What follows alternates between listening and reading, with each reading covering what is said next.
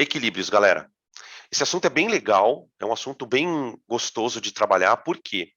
Porque ele é um assunto que envolve quase todas as áreas da química.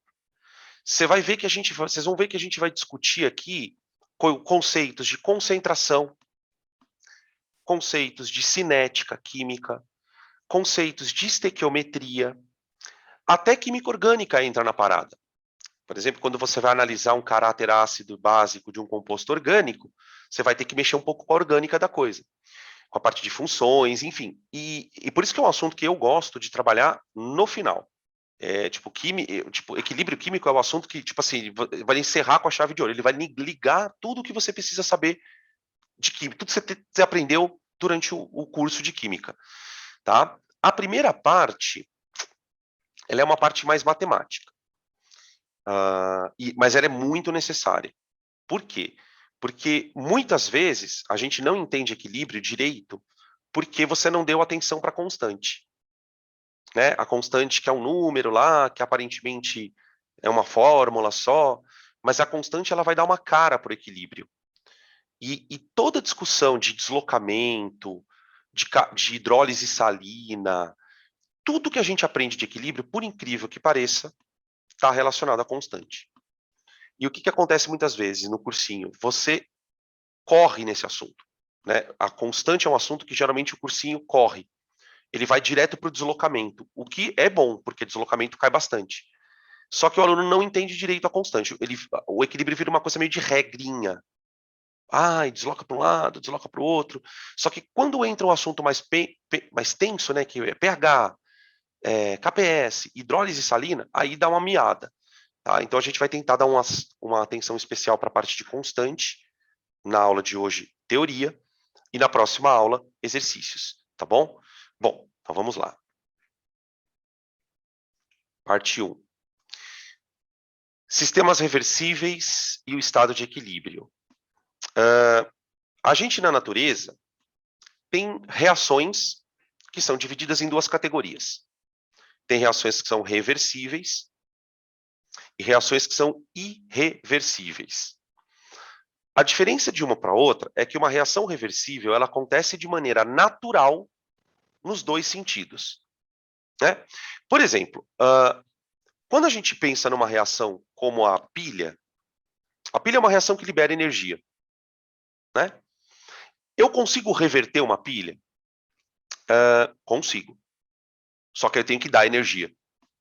Né? Que é a eletrólise, basicamente. Né? A eletrólise é o oposto da pilha. Né? Então, se você pega, por exemplo, quando você escreve isso aqui, ó, peraí, Pera um pouco aqui, gente. Aqui. A pessoa volta tão desconectada que ela esquece de pegar a caneta para começar a escrever. Quando você escreve isso aqui, ó, por exemplo, H2 mais meio de O2 dando água. Essa reação aqui, ela ocorre e libera energia. Ela é espontânea. Ela é uma reação espontânea. Ela tem um ΔG negativo. Tá? Aqui um parênteses. Eu divulguei para vocês, se vocês procurarem lá no canal, na playlist de Química, tem uma aula de termoquímica, que é um conteúdo complementar, que eu falo um pouquinho de ΔG. Então, se vocês tiverem interesse em olhar lá, dá uma bisolhada. O ΔG, ele mede basicamente a capacidade que uma reação tem de fazer trabalho. Por exemplo, eu consigo construir uma pilha com essa reação. Só que eu posso pegar água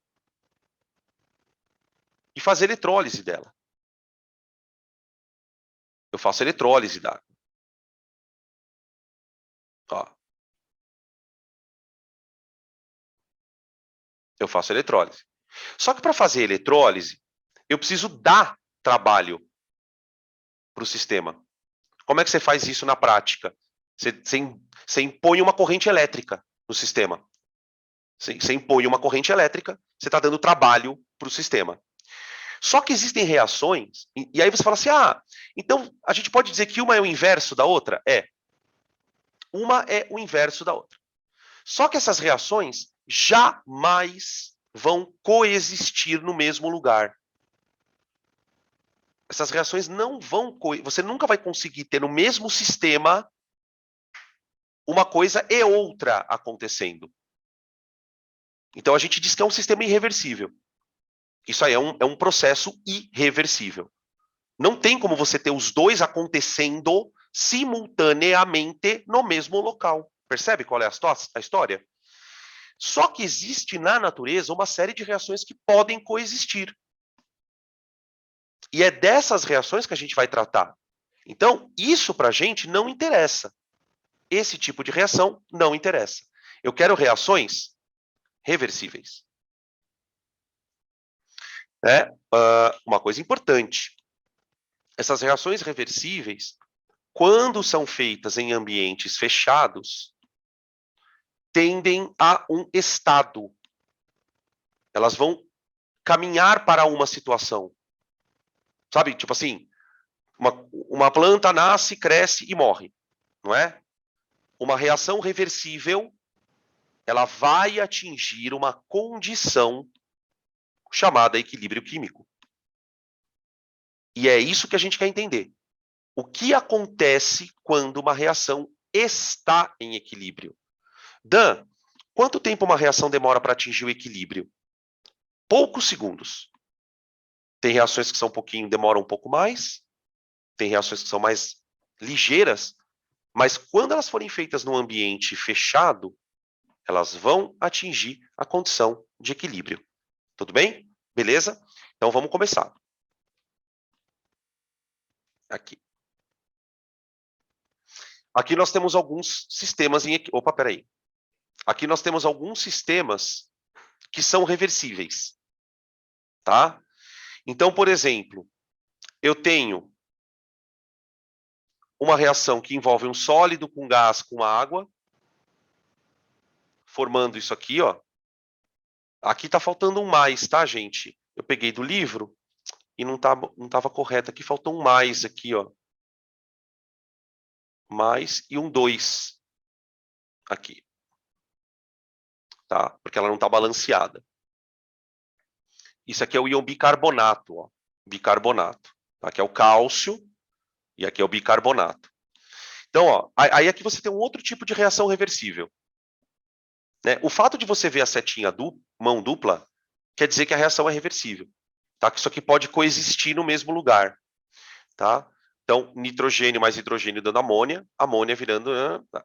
E uma outra bem famosa, que é a do O3, do O2 gasoso, se dissolvendo na água. É um equilíbrio de solubilidade. Então, você tem tudo quanto é tipo de equilíbrio, né? Você tem equilíbrio envolvendo gás, você tem equilíbrio onde sólidos participam, né? Com coisas que são líquidas, e tem equilíbrio gás-líquido, tem tudo quanto é tipo. Então, no sistema reversível, o que a gente vai convencionar? Então, ó, no sistema reversível, a gente vai dizer assim, olha, você tem reagente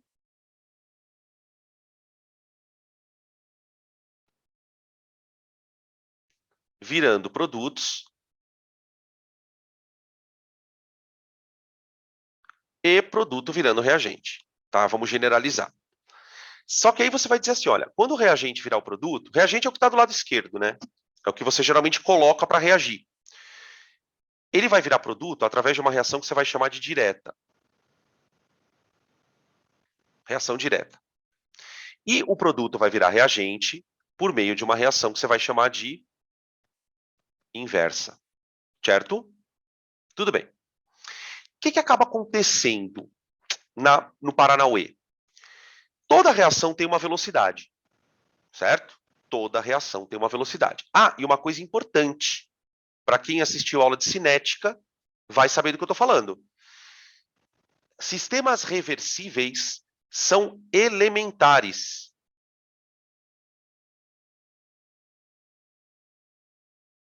Alguém lembra o que é isso? Meu Deus. O que são reações elementares? Oi. Eu acho que acontece em só uma etapa, né? Matou. Exatamente isso. Reação elementar é aquela que acontece em uma etapa só. Ela não acontece em etapas. Isso daí tem toda uma discussão, que eu não vou fazer aqui, porque não é aula disso, por que eu tenho que saber se uma reação é ou não elementar? Isso tem a ver com lei de velocidade. Com lei de velocidade. Como é que determina a lei de velocidade para uma reação elementar e para uma não elementar?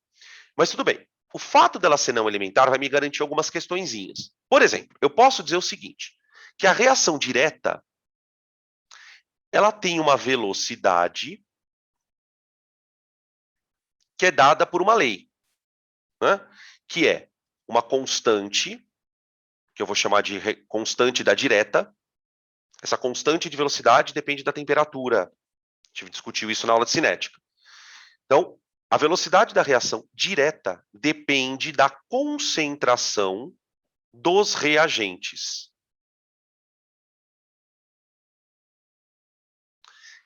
Esses reagentes estão elevados a um certo expoente,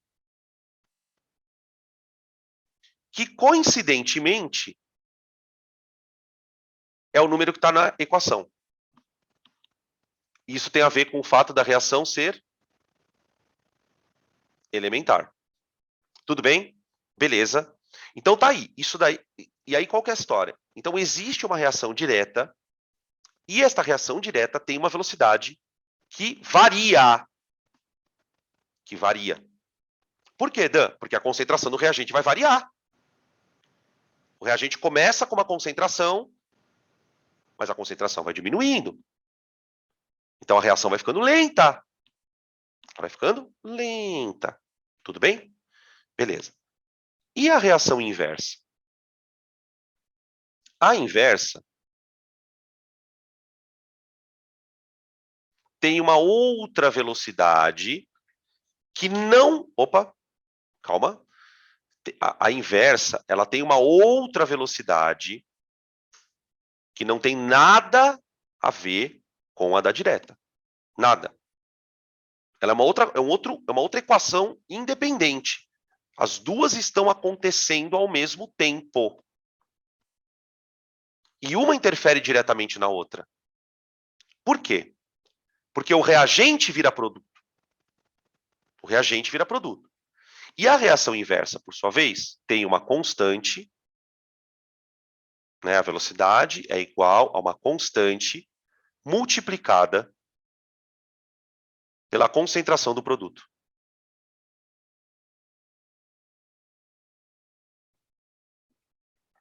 Elevado a um coeficiente, a uma ordem, né, que a gente chama, que é exatamente o coeficiente do produto. Tudo bem? Então, agora, imagine o seguinte. Imagine que você pegou um frasco, colocou reagente. Fechou. Esse reagente começa a virar produto. A velocidade da reação direta, ela vai diminuir com o tempo. A gente já discutiu isso na teoria das colisões. O reagente vai diminuir. Só que, ao mesmo tempo, a inversa vai ficando rápida. Por quê? Porque à medida em que o reagente vira produto, a concentração do produto vai subindo. Então, é uma coisa muito louca, porque tem duas reações acontecendo, a velocidade de uma vai diminuindo e a velocidade da outra vai aumentando. O que acontece numa certa situação? Adivinha? Após ΔT, o que a gente tem? Nós vamos ter que a velocidade da reação direta é igual à velocidade da reação inversa.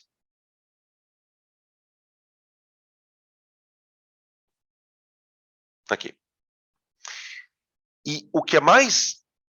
Porque, assim, se você for parar para pensar, isso não é tão absurdo pensar, porque se uma está diminuindo e a outra está aumentando, claro que uma hora elas vão se igualar. Tudo bem. Não é absurdo você pensar isso. Mas o que é doido na história? Quando isso acontece, o sistema estaciona nesse estado. A velocidade da direta para de diminuir. Ela para de diminuir. A velocidade da inversa para de aumentar. E elas continuam constantes para sempre. E aí, então, a gente diz que o sistema entrou em equilíbrio. Sistema entrou no estado de equilíbrio.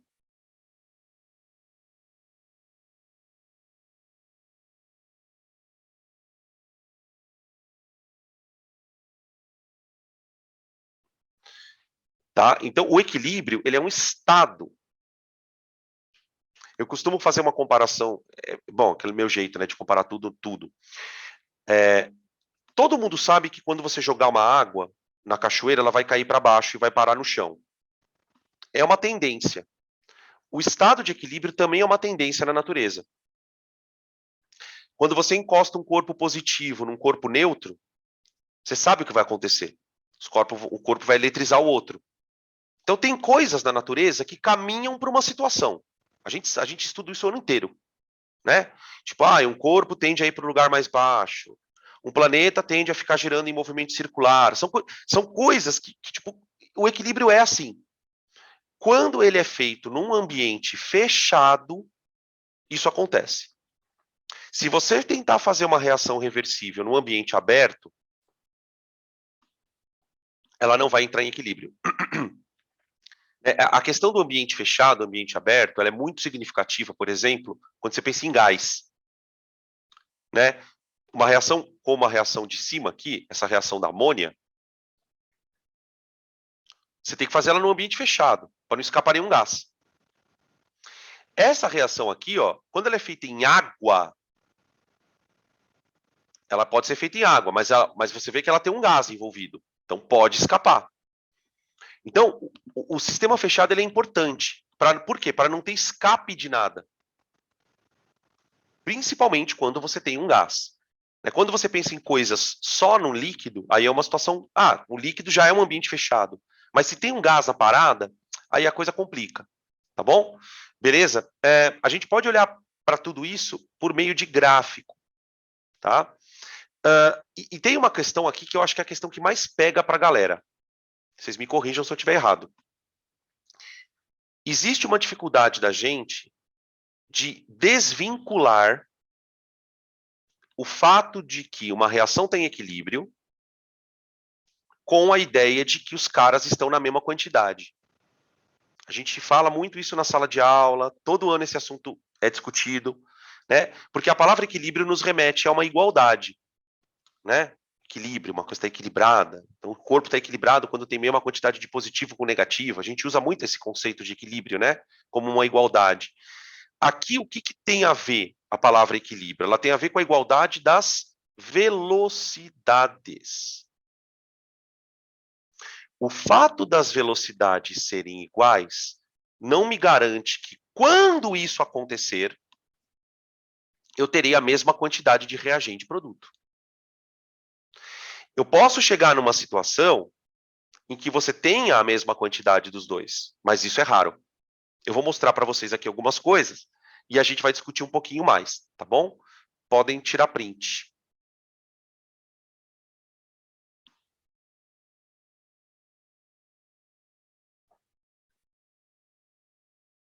Ó, aqui você tem velocidade da reação direta, velocidade da reação inversa. Tudo bem? Tranquilo? Espera aí, deixa eu colocar meu negócio aqui, que eu estou meio zoado. Tá. Bom, existe aqui uma relação de causa e consequência. Né? Vamos entender um pouco melhor isso. Quando é que uma reação entra em equilíbrio? Quando as velocidades se igualam. Então, dá um zero aqui, ó. Tom.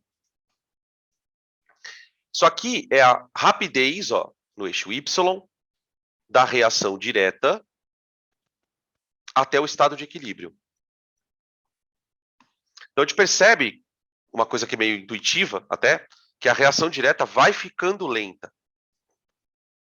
Então, no começo, o reagente vira produto rapidamente e a reação direta fica lenta. Só que, se o reagente vira produto rapidamente, É porque o produto é produzido rapidamente. Concorda? Então, a reação direta, que nem tinha velocidade no começo, olha aqui, ó, nem tinha velocidade, ela começa a ficar rápida.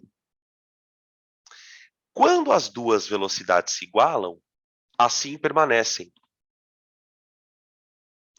Quer fazer uma analogia para você entender isso bem simples? Não tem nada a ver com o que eu vou falar, tá? É tudo mentira, mas é uma analogia perfeita. Imagina um carro rápido que começa a frear e um carro lento que começa a acelerar. Quando os dois carros atingem a mesma velocidade, eles ficam assim para sempre. Isso é um equilíbrio. Isso é um sistema em equilíbrio, um sistema que entrou em equilíbrio, tá?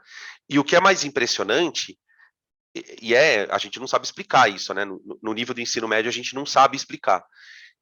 Por que quando isso acontece, a coisa fica para sempre assim, tá? Mas não é o nosso objetivo essa discussão. A gente só sabe que isso acontece, tá? Só que daí tem uma consequência. Olha lá, que eu estava falando, que é uma causa e uma consequência. Então, a causa do equilíbrio, as velocidades se igualaram. Ali, pum, o sistema... A reação, ela não para. Ela não para, mas ela entra num estado que as duas velocidades se igualam. Então, o sistema fica ali acontecendo, né? Se nós pudéssemos olhar para isso numa escala microscópica, eu conseguiria ver reagente virando produto. Mas eu também veria produto virando reagente com a mesma rapidez. Qual a consequência disso? Vamos pensar um pouco. Veja. O que a reação direta faz? A reação direta, ela consome reagente. E ela forma produto.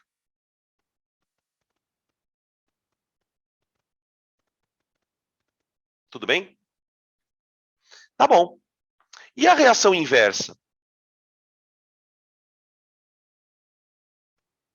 A reação inversa, ela forma reagente, certo? Que seria V2, né? V2. Ela forma reagente e ela consome produto. Vocês estão entendendo o que vai acontecer a partir desse momento? Olha para cá um pouco, gente. Se a velocidade da direta é igual à da inversa, é porque a velocidade de consumo do reagente é a mesma velocidade com que o reagente se forma. Então, olha o que acontece com a concentração do reagente. Ela para de diminuir no exato momento em que o equilíbrio foi atingido. Né? Há uma compensação de velocidades. Então, a mesma velocidade com que uma coisa desaparece, uma outra aparece no lugar. Desapareceu uma, aparece outra. Desapareceu uma, aparece outra. Desapareceu uma, aparece outra. Ou seja, a quantidade de moléculas ali para de mudar. Não é porque a reação parou. É porque a mesma velocidade de consumo e de reposição acontece, né? E isso acontece com o produto também, ó. O produto. A mesma velocidade com que o produto se forma, ele se consome. Por isso que o produto para de aumentar. Por isso que o produto para de aumentar. Nota que nesta situação, a reação entrou no equilíbrio e mesmo assim tem bastante reagente aqui ainda. Ou seja, não deu tempo do reagente ser muito consumido. Porque a partir do momento que a reação atinge essa condição, não tem mais como você mudar isso aqui. A não ser que você desloque o equilíbrio. Mas aí é um outro papo. Então, a questão é a seguinte.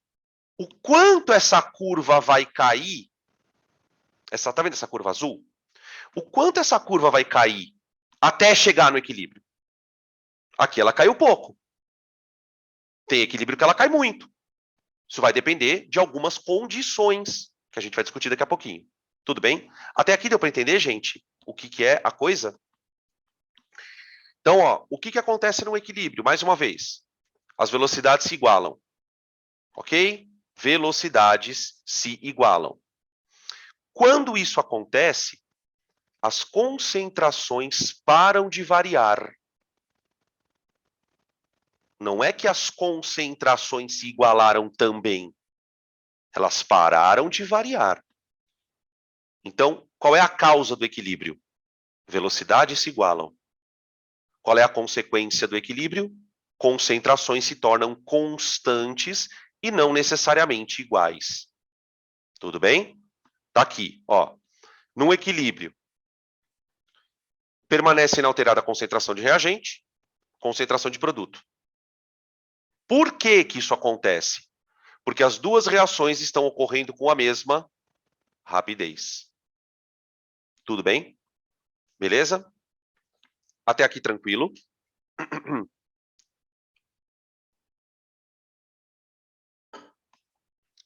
Bom, podem tirar print, tá, gente? Vocês querem tirar print aqui?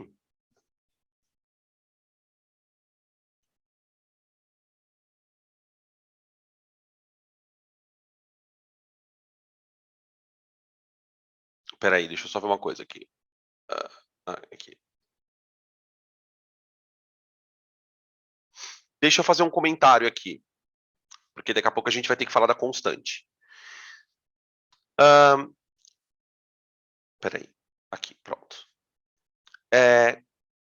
Quando você faz uma reação entrar em equilíbrio, você precisa fazer com que ela esteja num sistema fechado. Ponto. Só que dependendo das condições do teu sistema, o teu equilíbrio pode ser atingido de uma forma diferente. Por exemplo, se você olhar para esse gráfico aqui, que era o gráfico anterior, você tem uma situação em que o equilíbrio foi atingido aqui nesse instante, tá? Com bastante produto, aliás, bastante reagente e pouco produto. Agora, nada me impede de eu ter uma situação assim. Opa, peraí, gente. Aí não, né? Calma. Nada me impede de eu ter uma situação assim. Quer ver, ó? E aí vocês vão olhar e vão me dizer qual a diferença dos dois. Aqui eu vou colocar tempo, de novo. Aqui eu coloco concentração. Eu vou escrever concentração, não, só vou colocar o colchete. E aí eu vou fazer isso aqui, ó. Vê se vocês pegam a ideia. Ó. Tá? Reagente, produto. Pronto, mais ou menos. Aqui. Aqui. Pronto. O que a gente vai observar? Você tem dois equilíbrios. Só que um equilíbrio está diferente do outro quanto à sua composição. Lá dentro você tem reagente e produto. Reagente virando produto, produto virando reagente. Só que a composição varia. Então, existem formas do equilíbrio ser atingido. Uma mesma reação pode alcançar equilíbrios diferentes. Tudo bem? Então, vamos escrever algumas coisas aqui, ó. No equilíbrio,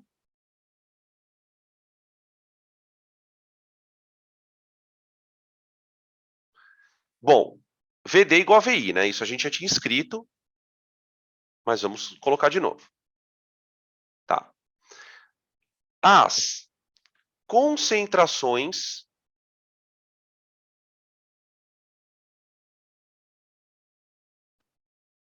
são constantes.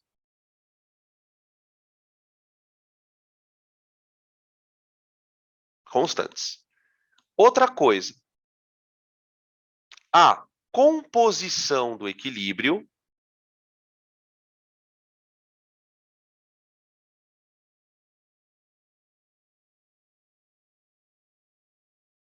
varia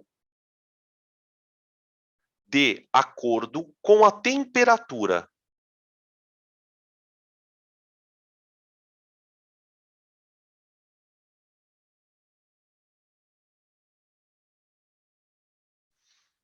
O que isso quer dizer?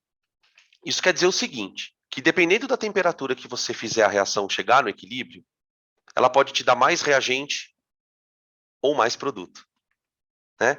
Eu gosto de citar um exemplo que é bem significativo para vocês, que é o exemplo do oxigênio na água. Né? A gente acabou de mostrar ali, no começo da aula, essa reação aqui, ó.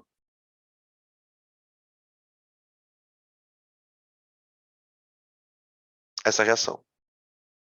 Essa reação é super sensível à temperatura, gente. Por exemplo, quando você faz essa reação aqui, ó, numa temperatura mais alta, você tem essa situação aqui, ó. Né? O oxigênio ele fica muito mais dissolvido na água numa temperatura mais baixa. Então, você pode ter um equilíbrio a 30 graus, um equilíbrio a 80 graus, um equilíbrio a 60 graus, um equilíbrio a 10 graus. A temperatura vai moldar o equilíbrio. Você vai ter equilíbrios, mas com concentrações de oxigênio na água totalmente diferentes, dependendo da temperatura. Né? Inclusive, a gente fala muito sobre isso porque isso é um problema ambiental. Né? Uma das consequências do aumento da temperatura do planeta em nível global é o aumento da temperatura dos oceanos. Né? Se o oceano aquece um pouco mais, porque ele está absorvendo mais radiação, o calor está ficando mais retido, você tem um aumento de temperatura que vai diminuir a quantidade de oxigênio ali dentro.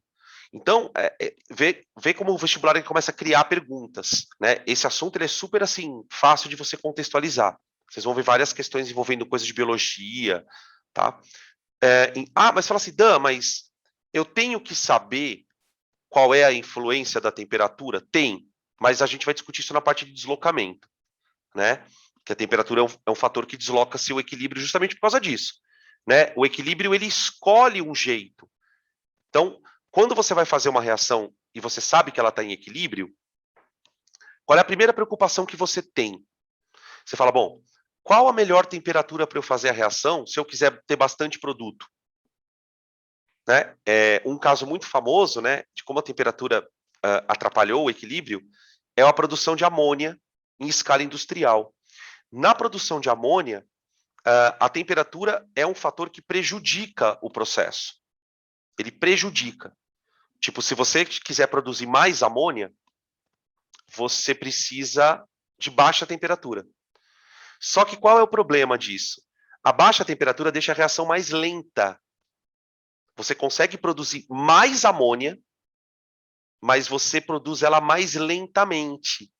Então, o problema para a produção industrial da amônia, né, eu estou falando da produção industrial da amônia porque ela foi um dos fatores importantes da Segunda Guerra Mundial, para a produção de armas bélicas, né, das armas, para a produção de pólvora. Você precisa da amônia, porque ela é matéria-prima para fazer nitrato, enfim. Então, o que os caras fizeram? Eles tinham que ter uma reação, eles queriam fazer o processo em alta temperatura, só que isso prejudicaria a produção de amônia, por causa de que ela não gosta de uma temperatura mais alta. Né? Aí depois eu conto para vocês como é que eles resolveram o problema. Tá? Depois a gente fala sobre isso na próxima aula. Tá bom? Tudo bem? Então é isso. Coexistem, não estão nas mesmas concentrações, necessariamente, mas as concentrações estão constantes, e dependendo da temperatura que você faz, você vai ter um equilíbrio com mais produto, como é o caso desse aqui, ó. Né, ó, um equilíbrio com mais produto. O produto produziu bastante, e outros que têm pouco produto. Quer dizer, mas uma coisa também é fato, né? A gente pode considerar isso. Não tem 100% de rendimento. Não sei se vocês percebem isso. Porque para ter 100% de rendimento, você tinha que ter o reagente caindo a zero. Mas o reagente nunca vai cair a zero. Porque você tem sempre a reação inversa que vai repondo esse reagente. Tá bom? Tudo bem até aqui, gente? Tranquilo? Podemos prosseguir? Segue o baile. Outra expressão que vocês precisam conhecer antes de entrar nesse mundo dos equilíbrios. A diferença de um equilíbrio homogêneo para um equilíbrio heterogêneo. Né? Isso tem a ver com a fase, gente. Fase. Então, olha só. Aqui você tem uma reação de um equilíbrio do bicarbonato com carbonato, CO2 e água. Vocês percebem que essa reação, ela é uma reação reversível. Portanto, se você fizer ela num ambiente fechado, ela vai entrar em equilíbrio, certo? Mas você tem cara no estado sólido e cara no estado gasoso, certo? Então, isso é um equilíbrio heterogêneo. Você tem fases diferentes, uma fase gasosa e uma fase sólida, tudo bem? Aqui você tem um equilíbrio, que é o da amônia, de novo, né? Que aparece bastante no vestibular, que é um equilíbrio homogêneo. Você tem Então, tudo... Oi, pode falar. eu vou te interromper, mas, por exemplo, se tiver um composto líquido e aquoso, eles estão na mesma fase, né? Ou não? Depende, né? Porque se o composto líquido... É porque, assim, se o composto for solúvel na água, ele vai estar escrito aquoso. O meu medo é que você tenha uma situação, por exemplo, você tem um equilíbrio que é assim. Eu vou pegar uma situação aqui, ó.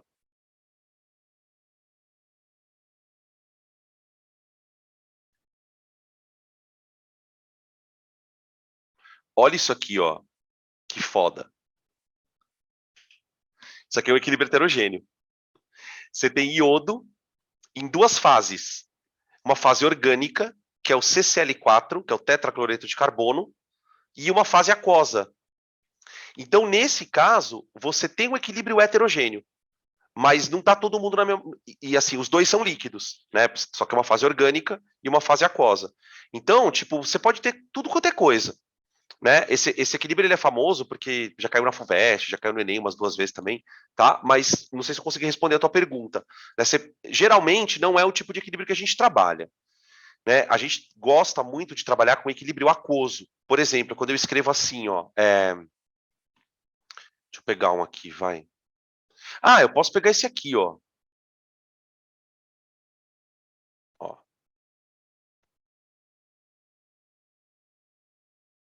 Não, peraí. Esqueci de colocar água aqui. Peraí. Aqui. Mais água. Ó, porque aqui eu acho que meio que o que você estava perguntando. Dando NH4 mais... mais OH menos. Ó. Aqui você vê lá a água é líquida, porque ela é o solvente, né? E os outros caras estão dissolvidos nela. Então, tipo, isso aqui é um equilíbrio homogêneo, tá? Tá todo mundo na mesma fase. Agora, esse já não é, ó. Esse já é um equilíbrio heterogêneo, embora as duas fases sejam líquidas, tá bom? Beleza? Essa questão do equilíbrio homogêneo e heterogêneo, né? Isso vai afetar a gente lá na constante. Aquela história do sólido que não entra na constante, né? A gente vai falar daqui a pouquinho também, tá bom?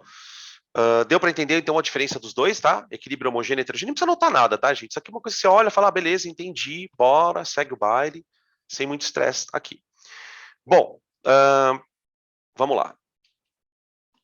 Aqui.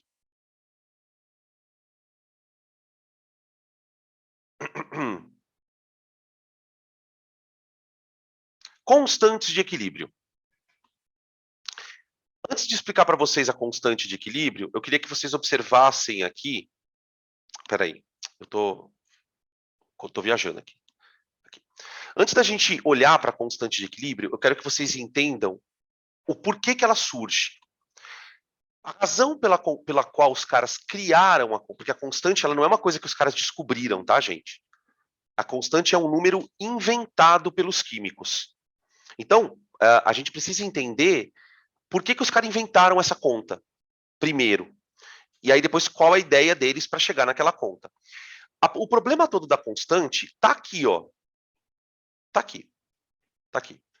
A gente acabou de contar, 2 slides atrás, que dependendo da temperatura, o teu equilíbrio vai se apresentar com uma composição diferente.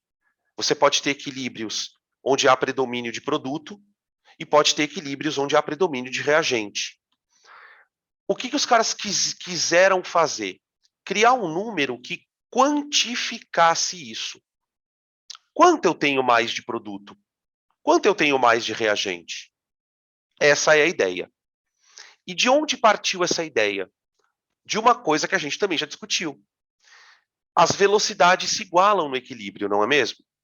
Esse estado que é todo estranho aí, que eu acabei de contar para vocês, o fato é que as velocidades se igualam. Então, nós vamos fazer o seguinte, a gente vai pegar essas duas velocidades e vamos igualá-las matematicamente.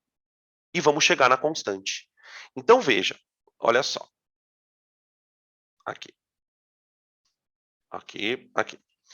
Imagina, então, uma reação genérica, onde X reagente vira Y produto. Tá bom? Só que nós sabemos que no equilíbrio,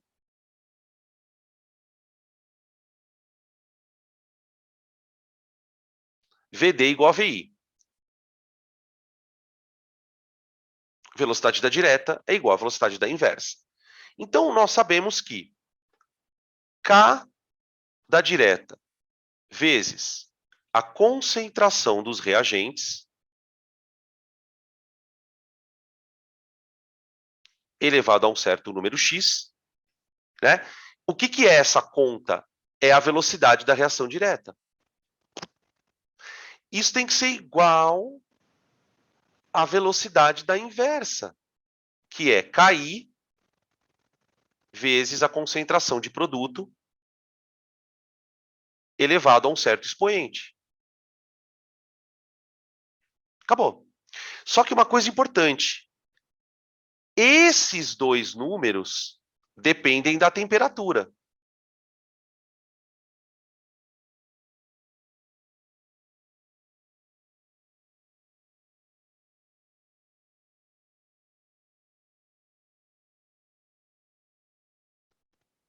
Tudo bem? E outra coisa importante, observação. No equilíbrio,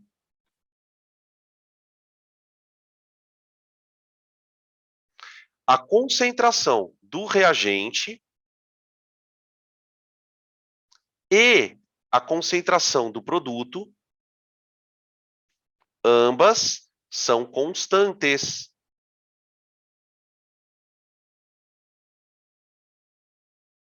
Né? Então, o que acontece? Quando essas duas contas se igualam, significa que a reação entrou em equilíbrio. E quando essas duas contas se igualam, a conta da esquerda e a da direita, esses dois números aqui param de variar. Eles param de variar, os dois números. Então, o que os caras tiveram a ideia? Falaram assim, bom, vamos fazer o seguinte, esses números pararam de variar, não é? Então, daqui nós vamos ter o seguinte. Eu vou passar o KI dividindo o KD. E isso vai ficar igual a concentração de produtos elevado a um certo Y sobre a concentração do reagente. Elevado a um certo X. Tá? E aí que está a história. Por que essa conta se chama constante de equilíbrio? Porque essa conta aqui, ó, quando a reação chega no equilíbrio, essa conta aqui, ela para de variar. Ela para de variar. E aí você disse, então, que a reação alcançou o equilíbrio. Tá? Então, uma coisa que é interessante da gente considerar é o seguinte. Essa conta, ela só se chama constante quando a reação está no equilíbrio. Porque antes da reação estar no equilíbrio, essa conta está mudando toda hora. O produto vai diminuindo, o reagente vai aumentando. Quando essa conta para de variar, é porque a reação atingiu o equilíbrio. Tá? Então, isso aqui eu vou chamar de constante de equilíbrio.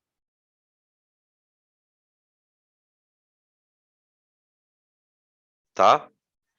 Essa constante, gente, ela vai ganhar tanto nome, a gente começa chamando de QEQ, depois a gente vai chamar de KC ou KP. Depois ela vai virar KA, depois ela vai virar KB, depois ela vai virar KH, depois ela vai virar KW e depois ela vai virar KPS. Né? Só que aí que tá a beleza da coisa. Por isso que eu falo. Tem que entender o negócio. Todas elas só trocam de nome porque é uma reação diferente. Se a reação for uma reação de um ácido na água, ela vai chamar Ka. Se a reação for uma reação que tem gás, ela vai chamar Kp.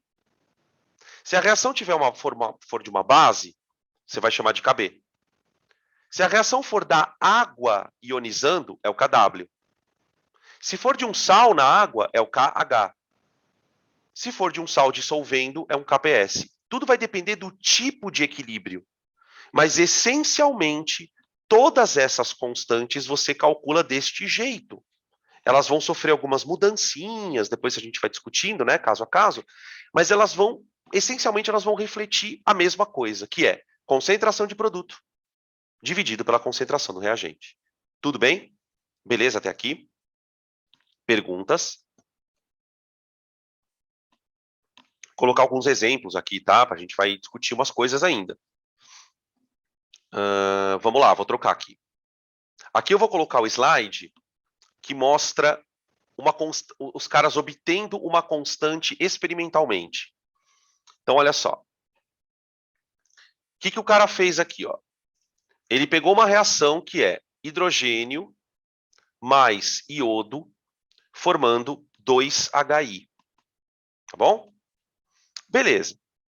Aí, ele fez a reação 4 vezes no laboratório. 4 vezes.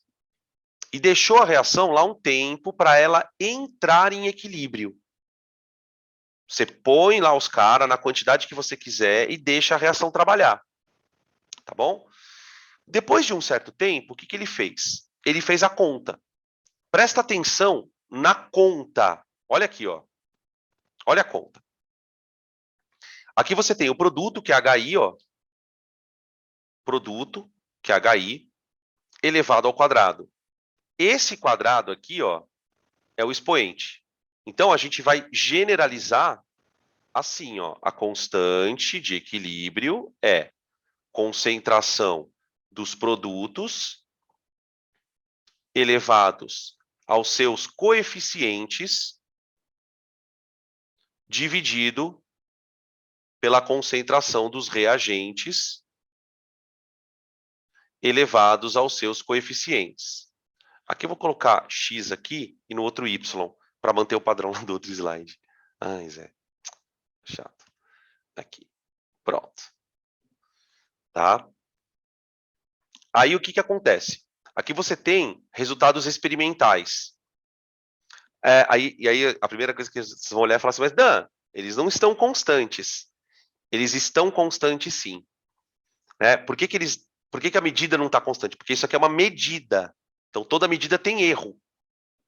Então, essas concentrações, elas são medidas no laboratório. Você tem técnicas para você medir a concentração de cada substância lá dentro. O que é interessante da gente observar é que a constante, o valor obtido, ele varia bem pouquinho. Né? Essa variação pequena é o suficiente para a gente dizer que, na prática, o valor não muda. Então, ele é constante, é uma constante de equilíbrio. Tá? Agora, você fala para mim assim, Dan, mas o que faz essa conta ficar igual? A temperatura. Né? Eu não sei qual foi a temperatura que ele fez, mas eu posso afirmar para vocês categoricamente, a temperatura foi a mesma. Nos 4 casos, a temperatura foi a mesma. Tá? O que faz a constante mudar é a temperatura, que depois a gente discute como.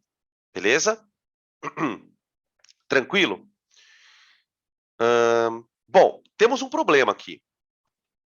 Como é que eu escrevo essa fórmula? Tem alguns pormenores que vocês precisam saber. né? De maneira geral, é produto sobre reagente e acabou. E puff, né? Bom, vamos dar uma olhada aqui. Aqui eu tenho um equilíbrio, ó. NO mais Cl2 dando NoCl, gasoso. CO mais O2 dando CO2 gasoso. E aqui eu tenho ferro sólido com cobre aquoso, dando ferro aquoso e cobre sólido. Tudo bem? Mas se ele fez a mesma temperatura, como os valores são diferentes? Porque eles são medidos no laboratório, como eu disse agora. Eles são medidos. Toda vez que você faz um experimento, você tem erros de medida. Para você medir as concentrações, para você depois para cada uma das concentrações. Então, quando a gente faz uma experiência no laboratório, a gente repete a experiência várias vezes. E como é que a gente chega à conclusão de que aquilo é constante? Quando a margem de erro é pequena. Existe lá um limite para você dizer, olha, isso aqui é constante, embora haja uma margem de erro, né? Toda vez que você vai fazer uma medida no laboratório, você tem que trabalhar com essa limitação. Então, por exemplo, como é que o Einstein descobriu que a constante gravitacional era constante? Ele fez vários cálculos com vários planetas diferentes e percebeu que aquele valor era o valor que se repetia dentro dos limites do erro. Né? A constante de Planck, todas essas constantes que a gente vê, né, constante eletrostática, elas são obtidas a partir de uma sequência de experimentos. E o que o cara percebe? Que ele vai chegando num valor cuja margem de erro permite com que ele diga, olha, isso aqui é constante. Tá? É muito foda isso na pesquisa, por quê? Porque você lida com estatística. Né? Até que ponto você pode dizer que o que você está medindo é constante ou não é? Então é mais ou menos isso a coisa, tudo bem? Beleza? Preparem-se quando vocês forem para a faculdade. Preparem-se, porque muitas coisas vão se desvendar. Por exemplo, quando a gente vai fazer titulação, né? Que é um procedimento experimental, né? Totalmente experimental. Você nunca faz a titulação de uma coisa uma vez só. Né? Imagina que você está num controle de qualidade. Então você pegou um lote e você quer saber se esse lote está possível de ser vendido lá. Então você vai fazer uma titulação do produto para saber se a concentração está ok. Você vai fazer uma vez só? De jeito nenhum. Você vai fazer quantas vezes? Quantas titulações você tem que fazer? A estatística vai te dizer isso. Olha, para você ter uma confiança, vocês devem ter visto isso em pesquisa. Vocês já repararam que eles fazem quando eles vão fazer pesquisa para presidente, para governador, eles entrevistam um número meio estranho de pessoas. Ele fala assim: foram entrevistadas 1.139 pessoas em tantos estados. Aí você fala, mas por que não vai 1.200? Porque a estatística ela vai te dizer quantas vezes você tem que repetir um experimento para que você tenha um determinado grau de confiança. Então, se você quer uma confiança, por exemplo, de 95%, quantas vezes você tem que repetir o experimento para chegar nisso? Você jamais, em hipótese alguma, vai fazer uma experiência e dizer se aquilo é verdade ou não. Né? Imagina, por exemplo, os caras fazendo teste de vacina. Você vai dar vacina numa pessoa só. Aí, se ela morre, você diz assim: então a vacina não funciona? É mais ou menos essa linha de raciocínio que vocês vão acabar entrando em contato com isso, né? Quando vocês forem ver trabalho de medicina, né? Como é que o cara chegou naquela conclusão que tal medicamento funciona? É sempre uma estatística que tem por trás. Tanto é que acho que a única matéria de exatas que todas as disciplinas da faculdade têm, todas, do ensino superior, é a estatística. Desde a galera que estuda ciência da computação, passando para a galera da biológicas, pela galera de humanas, todo mundo trabalha com estatística. Por quê? Porque se um dia você for fazer um trabalho, se um dia você for fazer uma pesquisa, você tem que ter validação estatística. Então você não pode, por exemplo, chegar lá e falar assim, olha, eu fiz 3 experimentos. E também você não tem que fazer 10.000, porque também tem esse problema, né? Às vezes você tem que fazer 10.000 experimentos, é muito caro. Então a estatística ela te dá o limite da coisa. Né? A estatística na faculdade, gente, é uma das matérias mais loucas que vocês vão ver na vida. Vocês se preparem, porque é surreal. É uma coisa que você fala, meu, não acredito que isso aqui é estatística. Porque a gente tem uma ideia de estatística, né? Aquela coisa tosca do cursinho, né? Média, desvio padrão. Cara, é um negócio totalmente de outro mundo. É lindo, na verdade, né? Mas assim, eu não entendo nada do assunto. Voltando aqui, desculpa pela digressão, aí eu acabo me empolgando, como sempre. Então, voltando, gente, o que eu queria comentar com vocês? Como é que a gente escreve uma constante de equilíbrio? Bom, se o equilíbrio for homogêneo, é bem tranquilo. Então, veja aqui, por exemplo, aqui eu vou escrever a constante KC. Ela vai ganhar o título de KC. Por que KC? Porque eu vou escrever a constante a partir das concentrações de cada um no equilíbrio. Atingiu o equilíbrio? Atingiu.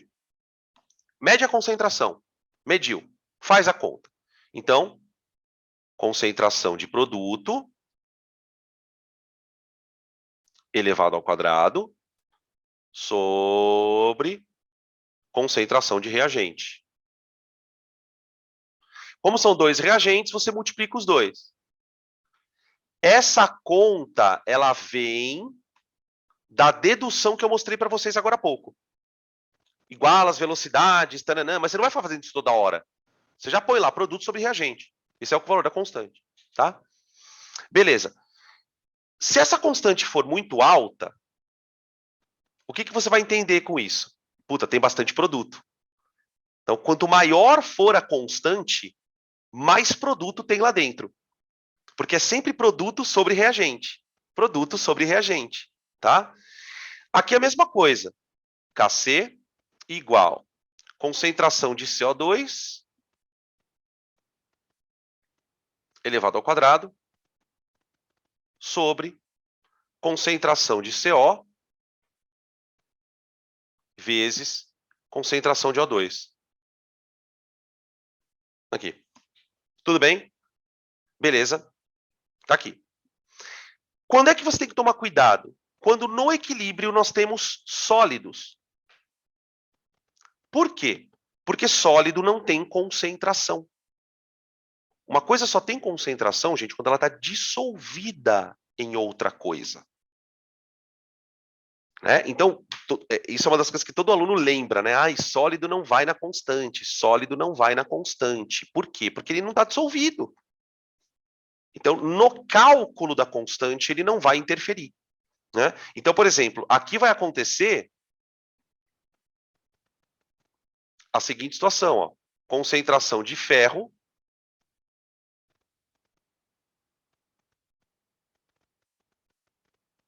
sobre concentração de cobre.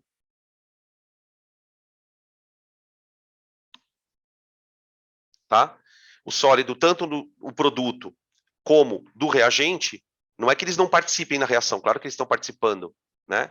O que está acontecendo aqui é que, como eles não têm concentração, não tem sentido eu colocar isso aí no cálculo. Tá? Beleza? Tudo bem? Uma coisa importante é que para gases, a gente pode determinar uma outra constante. Uma outra constante. Tudo bem? Eu vou trocar o slide aqui que eu quero mostrar para vocês isso. Podem tirar print.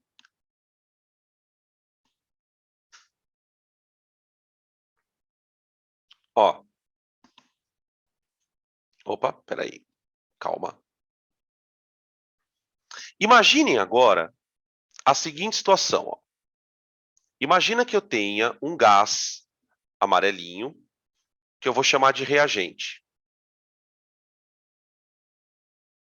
Tá? E esse gás amarelinho está em equilíbrio com outro gás azulzinho, que eu vou chamar de produto.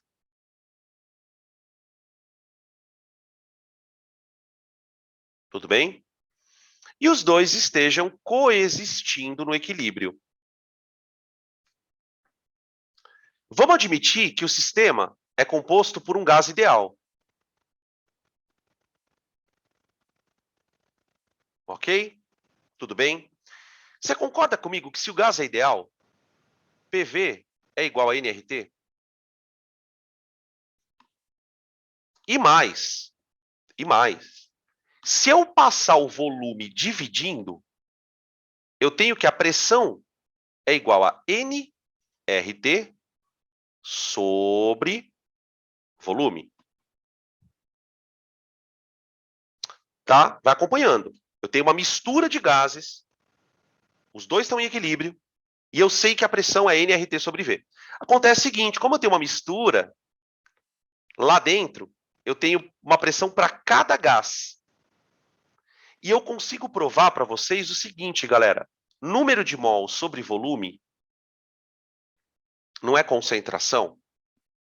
Então, eu posso dizer que a pressão é a concentração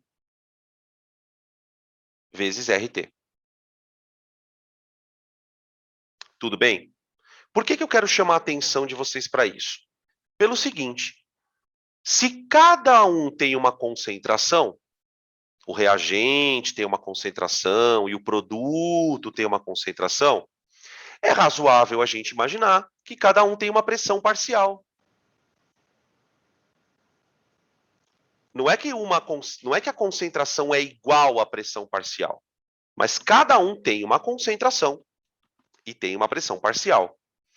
Ou seja, portanto, nós podemos definir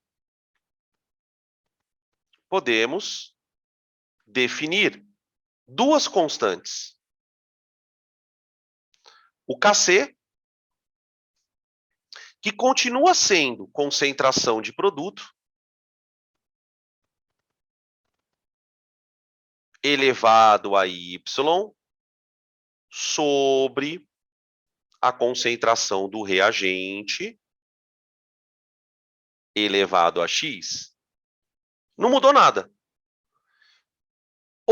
E também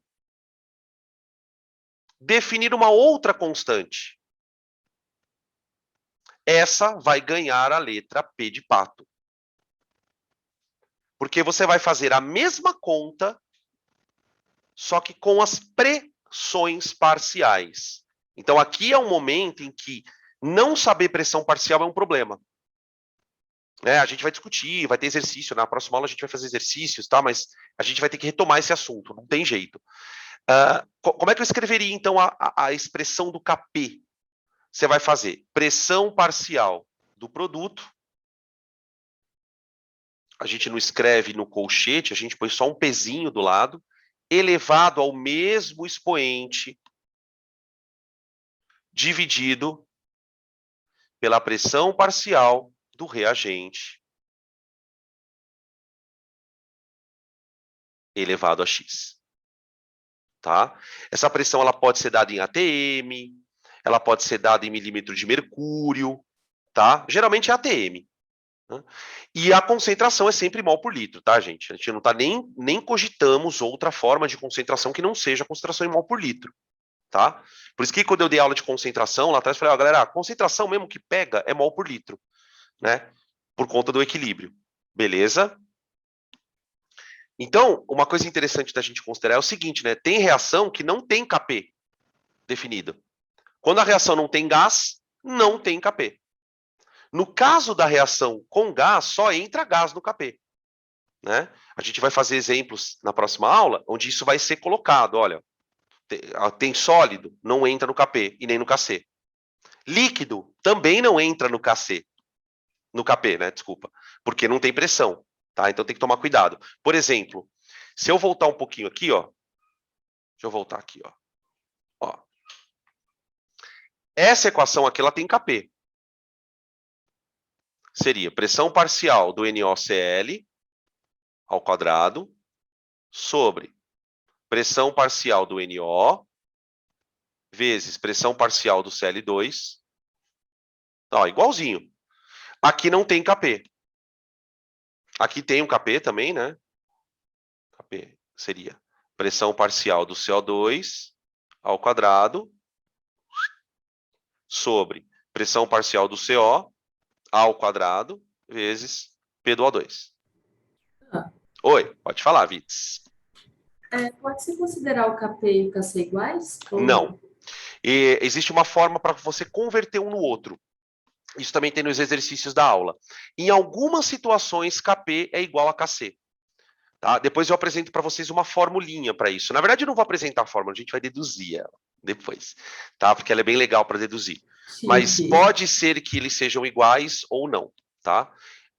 Vai depender de uma questão do número de mols lá, que depois eu explico direitinho.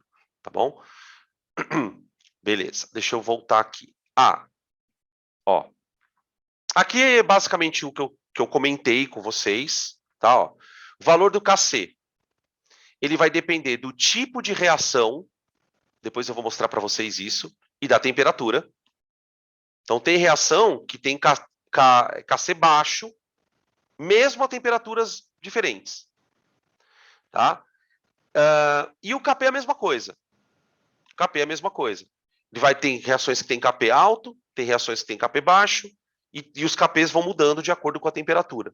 Então, você vai ter assim, olha, a frase que você mais escuta é: a reação tal, a 30 graus, tem tal constante.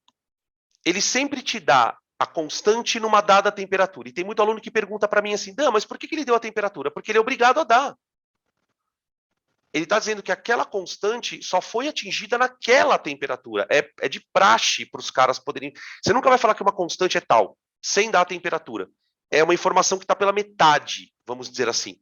Tá? Tudo bem? Deixa eu ver se eu tenho aqui um slide. Ah, esse aqui, ó. Esse slide é o slide mais importante da aula de hoje. Se você entender esse slide, você está feliz. Você está feliz. Olha só, aqui você tem uma reação em equilíbrio num ambiente aquoso. Tá? Olha a fórmula da constante de equilíbrio. Olha a fórmula da constante de equilíbrio. Nota que na constante de equilíbrio a água não apareceu. E ela não é sólida. Ela não é sólida. Ela não apareceu por quê, Dan? Porque como ela é o solvente, não tem sentido você escrever concentração de água nela mesma. Não tem sentido. Né? A concentração é de uma coisa na água. Então, aqui é um caso em que, mesmo a água não sendo sólida, ela não entra. Né? Olha o valor da constante de equilíbrio, gente. Olha o valor. Um valor baixo de uma constante de equilíbrio, não importa se ela é Kp ou Kc, significa que você tem pouquíssimo produto. O produto é isso aqui, ó. Ó. Tá? Tem pouco produto. E muito reagente. Então, é um equilíbrio em que sobrou muito reagente. Sobrou, a reação não conseguiu produzir muito produto, ou porque o equilíbrio foi atingido muito rápido, sei lá. Mas o fato é que não conseguiu. A gente fala que é um equilíbrio de baixo rendimento. Vou escrever isso aqui, ó. É um equilíbrio de baixo rendimento.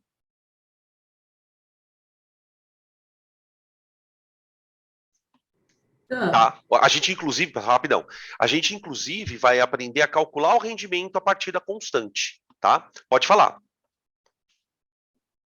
Mas a gente diz baixo rendimento considerando que ele quer os produtos, mas, por exemplo, uma reação que a gente está falando no começo da aula, é que ele quer amônia, seria de baixo rendimento? Toda vez que eu falo de rendimento, significa, olha, não consegui produzir muito produto. Se a amônia for o produto, aí é um outro contexto. Então, depende muito da onde está, porque nesse caso aqui, a gente tem a amônia como reagente. Né? Então, por isso que é importante a gente sempre manter essa convenção. Quando eu falo de equilíbrio, eu estou falando de tudo que está do lado esquerdo, reagente, tudo que está do lado direito, produto. E quando eu falo em rendimento, é porque eu sempre espero produzir produto. Porque, na verdade, uma questão que muitos alunos perguntam é assim, por que você escreveu amônia do lado esquerdo e a água? Porque eu comecei a reação colocando amônia na água. Então, o que eu coloco ali é o reagente. Então, naquele outro caso, deixa eu ver se era desse que você estava falando. Peraí.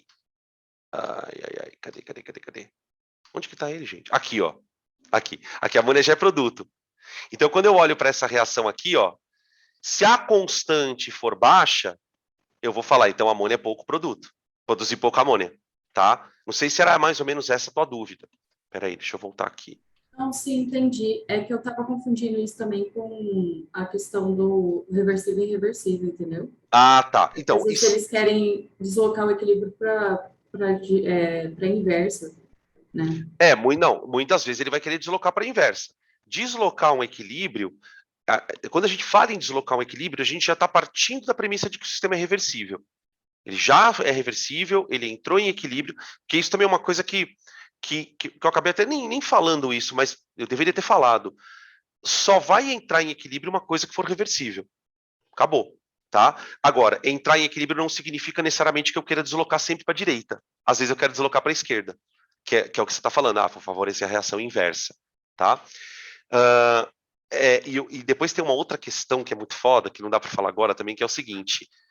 Tem equilíbrios que quando você desloca, você não altera a constante. Você fala, isso é impossível, como assim? Tem equilíbrio que você desloca sem alterar a constante. E tem equilíbrio que você desloca alterando a constante, que é o caso da temperatura, tá? Que a gente vai comentar na próxima aula. Aqui, ó, você tem uma outra reação com uma puta de uma constante. Uma baita de uma constante. Né? É uma reação em que muito produto foi consumido, muito reagente, perdão, foi consumido, e, consequentemente, sobra pouco reagente. Sobrou pouco reagente, formou muito produto. Aqui você tem um equilíbrio de alto rendimento. Alto rendimento. Isso aqui, só para vocês terem uma noção como isso aqui é importante, isso aqui é o que vai definir um ácido forte e fraco. Todo ácido tem uma constante de ionização. E é pela constante que você sabe se um ácido é forte ou fraco. Sabe aquela coisa que a gente decora? Olha, tal ácido é forte, tal ácido é fraco? Você vai saber por que ele é forte e fraco. Porque ele tem constantes de ionização altas. Os ácidos fortes, né, consequentemente, e os fracos terão constantes de ionização baixa. E isso vai fazer uma puta diferença no pH. Né? Por que uma solução de HCl 0,1 molar é mais ácida do que uma solução de ácido acético 0,1 molar? Por conta da força do ácido, que tem a ver com a constante. Então, tudo vai fazer sentido. Por isso que eu disse, esse assunto ele vai fechar com todas as coisas que a gente precisa saber de química, tanto da inorgânica como da orgânica. Tá? Beleza? Tranquilo, moçada? Perguntas. Muito bem. Aqui. Ó. Só para a gente reforçar um pouquinho a questão do rendimento, é muito comum a gente ouvir falar em grau de equilíbrio em exercícios, que é a mesma coisa que rendimento. Né? Para a gente entender um pouquinho o que é um grau de equilíbrio, dá uma olhada nessa tabela. Essa tabela a gente vai fazer ela na próxima aula, em todos os exercícios praticamente. Né? Ela mostra o que aconteceu com a reação no começo até ela atingir o equilíbrio. Então, olha só, o cara pegou aqui uma substância, reagiu com outra e produziu aqui o composto clorado. Uma reação de adição aqui, né? Ele pegou aqui um alceno, ó, reagiu com cloro e formou esse carinha aqui. Ele colocou 5 mols de cada reagente. 1 para 1, olha lá, bonitinho. Só que a reação atingiu o equilíbrio com 3 mols de cada um. Ou seja, 2 mols foram consumidos. Então, a gente, olhando para isso, a gente vê claramente que o rendimento não é 100%. Então, se eu te perguntar assim, calcula para mim o rendimento, é a mesma coisa que grau de equilíbrio. Né? Quando a reação entra nessa condição, você consegue dizer, olha, eu tinha 5 mols. Você pode calcular o rendimento em função de cada um dos caras. Em cada um dos caras. Né? Eu posso calcular em função do C2H4, posso calcular em função do cloro. Tanto faz. Né? 5 mols era 100%. 3 mols são X%. Tá? Então, meu grau de equilíbrio é 300 dividido por 5. Percebe que é um problema de estequiometria? X vai dar 60%. 60%, né? Tá? Mas, Dan, como é que você sabe que ele consumiu 2? Não, o exercício vai te contar isso. O exercício te conta, né? Ele vai te dar essas informações e vai pedir para você calcular a constante de equilíbrio, né? Nesse caso, especificamente falando, eu não tenho como calcular a constante. Eu não tenho como calcular a constante por um motivo muito simples. Eu não tenho volume. Eu não posso substituir na fórmula da constante o número de mols. Eu tenho que colocar, sim, a concentração, né? Então, se eu tivesse o volume, eu conseguiria calcular a constante, né? Por exemplo, ó, supor que o volume seja 10 litros. Então, a constante de equilíbrio, ela seria concentração do produto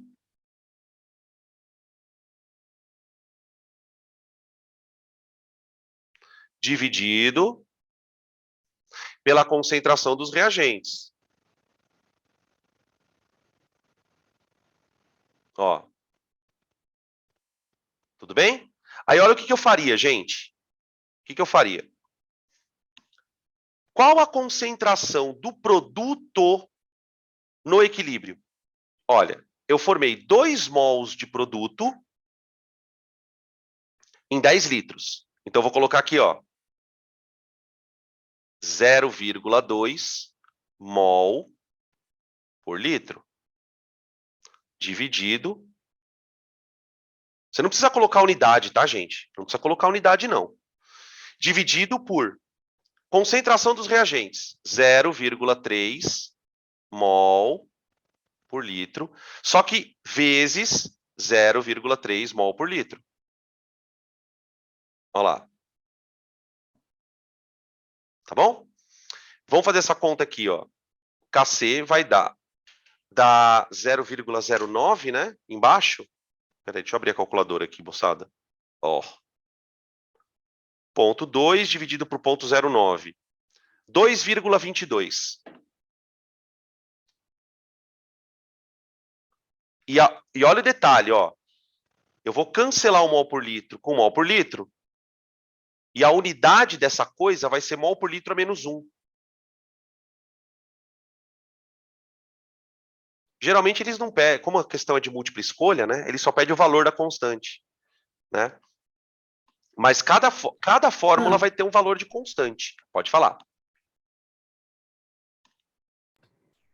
Não, eu ia fazer uma pergunta, só que agora eu já entendi. Eu ia perguntar onde que estavam essas substâncias que não foram consumidas, mas aí eu vi que está no produto mesmo. Tá no produto, Não, então. no reagente, no reagente do produto. É o que sobrou no reagente no produto. Porque o que acontece? Isso é uma coisa bizarra, né? Não é que ela não está sendo consumida.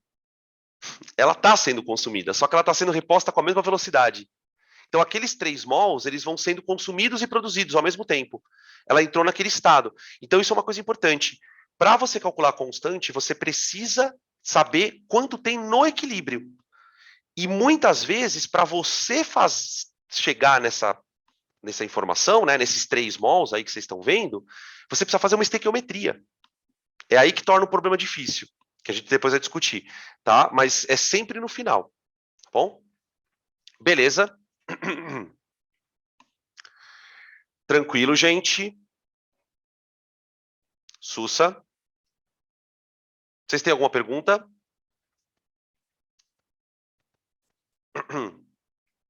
Tá bom. Então, vamos lá.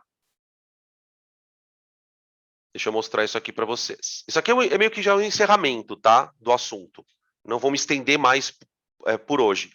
Só que eu preciso contar para vocês uma coisa. Veja. Aqui a gente tem... alguns alunos me perguntam isso. Na verdade, eu não costumava colocar esse assunto em pauta, mas nos últimos anos alguns alunos me perguntaram, eu falei, preciso colocar isso na aula. Talvez alguns de vocês já tenham ouvido falar em quociente de equilíbrio. O que é o quociente do equilíbrio? Veja, aqui a gente tem uma reação dada com uma constante de equilíbrio dada.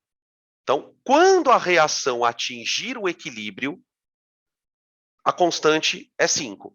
O que isso significa? Que quando você fizer essa conta aqui, ó, Pega lá, concentração do produto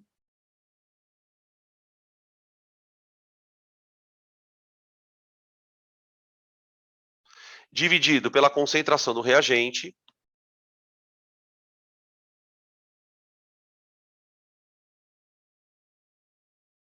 isso aqui só vai dar 5 se a reação estiver em equilíbrio. Então, isso aqui não dá sempre 5. Esse valor é igual a 5 caso o sistema esteja em equilíbrio.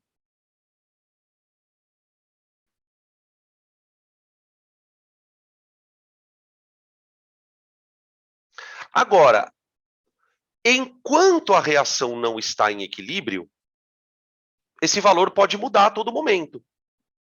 Então, a reação ela tem aqueles momentos em que ela está procurando o equilíbrio e esse valor vai mudando. Por que é importante que você saiba disso? Porque tem um tipo de questão que, se aparecer, pouca gente acerta. Porque é um assunto que não dá para a gente comentar muito, às vezes. O que o cara faz? Ele te dá 3 reações, ou várias, sei lá quantas, e pergunta, qual delas está em equilíbrio? É claro que para você descobrir qual delas está em equilíbrio, você precisa saber o valor da constante de equilíbrio. Né? Então, por exemplo, no experimento 1, vamos lá. Vamos escrever assim, ó. Q1. Q1. Pega lá as concentrações. Ó. Concentração do SO2. 0,5 ao quadrado vezes O2, 1 sobre 0,5 ao quadrado. Vai conferir os números para ver se eu estou fazendo cagada. Ó. Tá vendo? Quando você fizer essa conta, você vai perceber que Q1 é diferente de K. É diferente de K. Você só pode chamar a constante de constante quando você tem certeza que ela está em equilíbrio.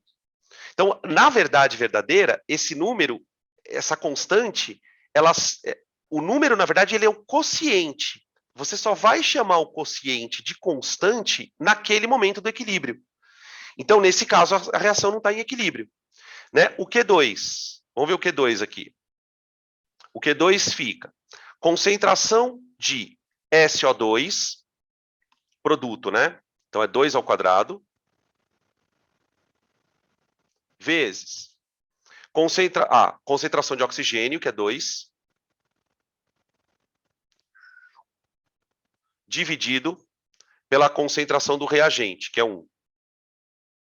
Olha lá. Tudo bem? Peraí, opa. Desculpa. Aqui deu 4 vezes 2, 8. Olha lá. Também não está em equilíbrio. Tá? Nota que nesses dados, o exercício vai ter que te dar.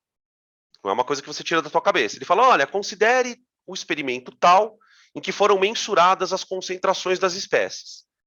E vai perguntar qual deles está em equilíbrio. Tá? Aqui no experimento 3, vamos ver, Q3. Q3 é 5 ao quadrado vezes 5 dividido por 5 ao quadrado. Tá? Aqui faltou um quadrado no 1, né? Mas tudo bem que é 1 ao quadrado é 1. Corta aqui com que? Olha lá, Q3 igual a K.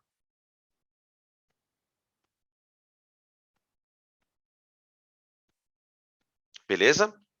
Tudo bem? Como é uma pergunta que aparece poucas vezes, a gente acaba não comentando isso em sala de aula. Mas então entendam que o cálculo ele pode ser feito a qualquer instante, mesmo antes do equilíbrio. O que a gente vai observar é que esse cálculo nunca dará a constante, a não ser que a reação esteja no estado de equilíbrio. Tá? Tudo bem? Tranquilos? Beleza, gente. Perguntas. A minha parte é essa. That's all, folks. se vocês não tiverem mais nenhuma pergunta. Tá? Na aula, no próximo encontro, a gente vai fazer exercício do KC, exercício de KP, como transformar um no outro, tá? Que o pessoal perguntou aqui na aula de hoje, tá bom? Isso na aula de amanhã. Tranquilo? Belezitia? Uber neles? Podemos? Então tá bom, galera. Ah, não esqueçam,